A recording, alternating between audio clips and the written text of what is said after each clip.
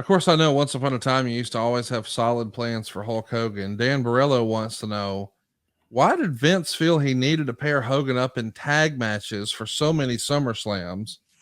That's interesting, I suppose. I mean, you take a look at that first SummerSlam and, it's Hogan and Savage. And then the second one, it's Hogan and Beefcake. And later we would see Hogan and Warrior. There were a lot of tag. Are we trying to quote unquote give these guys the Hogan rub? No, I think it's more than anything when you looked at the business model at that time. You didn't have a pay-per-view every month. So you had, for a while, it was just WrestleMania, Survivor Series, then it became WrestleMania, SummerSlam, Survivor Series, then we added Rumble. And that attraction of SummerSlam was so that you were able to kind of elongate your WrestleMania story to SummerSlam by introducing new characters to it and getting, the same story with a different match. So while you had your Hogan Andre, which was from WrestleMania 4 in the tournament and everything. So now you've still got that issue, man. You've still got Andre, you've got DiBiase, who was hot, and knowing where you want to go the next year with Hulk and Randy, it's like, all right, well, let's make them a team. And again, you're telling the same stories in a different way. Same thing with the match, the movie with Zeus. Yeah. Well, you got to hide Zeus. Can't put him in a one-on-one with Hulk. You needed to hide that. So the only way to do that is in a tag team match and have Randy go in and do all the work, and you still get your Hulk Zeus story. Yes. You elevate Beefcake, and, Randy was Randy. Another question about WrestleMania here. This one from Ryback's Only Fan. He says, who is the Undertaker going to wrestle at WrestleMania 10 and WrestleMania 16 before getting injured?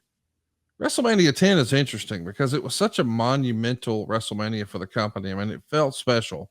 We're back where it all began, Madison Square Garden. And the Undertaker on the shelf, if he was there and able and ready, what would that look like? I don't know, because I think he'd been out for a while. So there weren't, I don't remember having any plans for the Undertaker at that time. So I don't even think that that we got to that point of, okay, we got to the Undertaker story because of the injuries. WrestleMania 16 is often referred to as WrestleMania 2000. That's the one with the McMahon in every corner. So it's Hunter, Rock, Big Show, and Foley. If Undertaker's healthy, do you think he winds up being in that match, or maybe there was something else? Well, again, I think that injuries are a funny thing, and it's, as I've stated before, when you get sidetracked on the way to a story and on your way to a payoff, and someone gets injured or something happens to make that attraction go away. In my head, a lot of times I will focus on, I'll forget about that.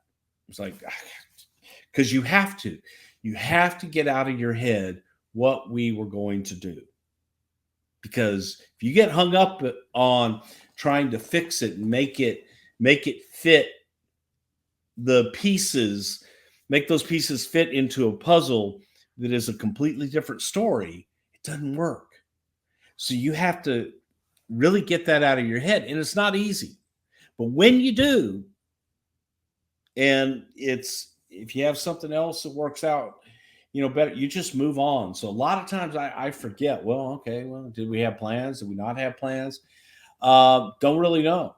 Don't remember, because it was a situation where your plans change. So now you focus on this and you tell this story and you get involved in that and you dedicate yourself to the story that you're actually going to be able to play out. So